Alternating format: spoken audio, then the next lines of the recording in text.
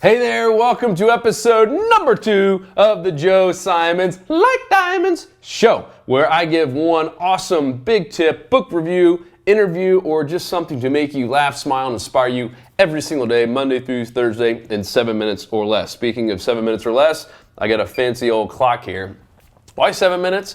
Well, there's a wise man that once said, if you don't have 7 minutes to learn something new and to find more happiness in your life, then my friend, you don't have a life. So good news is you do have a life. If you're watching this, that means you're interested in learning how to discover your why, your meaning, your purpose in life.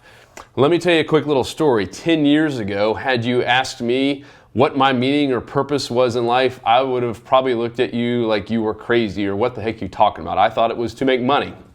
And probably just a few years before that, when I wasn't making as much money, I would have just said it was to get by. I was grinding. It was all the stuff I had told that was going to make me happy in life. And you've probably heard a lot of the same stuff. You know, work hard in school, graduate high school, go to college, get a job, get married, have kids, work your way up the ladder, save some money in your 401k. All those little things I was doing, yet I didn't really find myself very happy and fulfilled. And turns out it was mostly because I didn't really have a purpose or mission in life. If you're familiar with my recent book here, Fishing for Happiness, what started off as purely selfish. I started reading a self-help or personal development book every single week, and I've done that now for going on 6 years.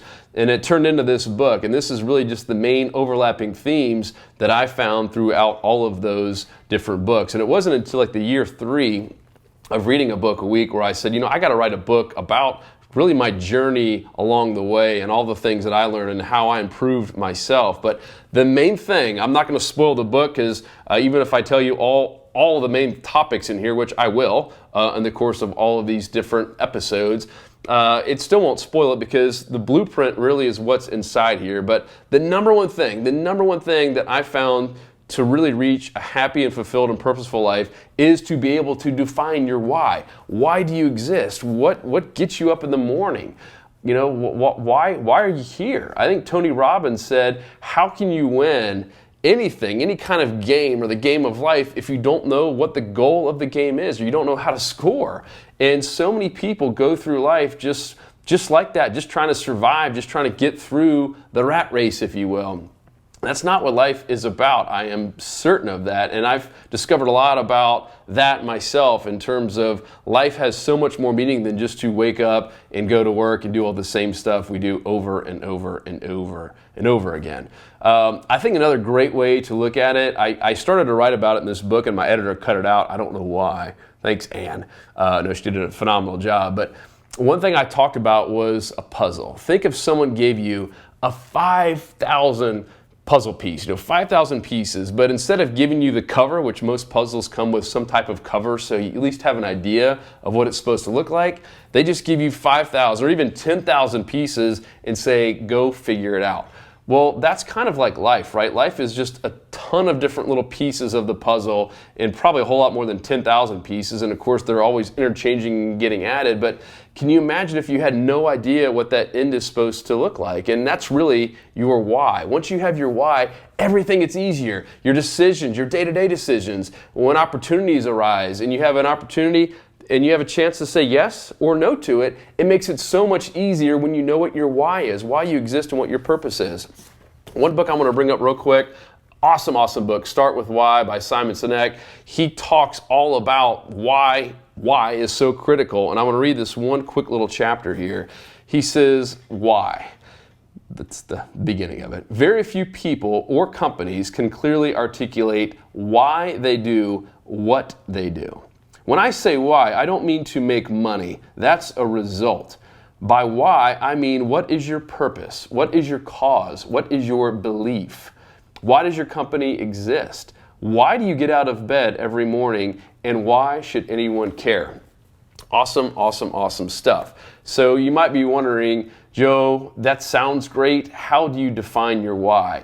Well, I found it was easy for myself to just think about what truly makes me happy. If money was not an issue and I could just do anything in life, what would I do? And for me, it was writing. It was looking back on what truly made me happy over my life, going all the way back to like kindergarten, and I realized it was doing stuff like this. I'm not getting paid to do this, but I truly, when I do these little videos and I do my blogs, and when I wrote this book, I was envisioning the people, in particular, I was envisioning real people that I know and love, of how their life could be changed or how I could bring a smile upon their face. There's certain chapters in my book where I wrote them for specific people, and some of these people have already realized who they are, and they're like, I felt like you wrote that chapter for me. And that's when the magic happens. That's when the power happens. And that's when a lot of really cool doors start opening up. When that money does not really matter. It's more about the stuff that just keeps you up in the morning and gets you excited about making a change in life. One of the coolest ways, and this is, I'm going to give you two ways to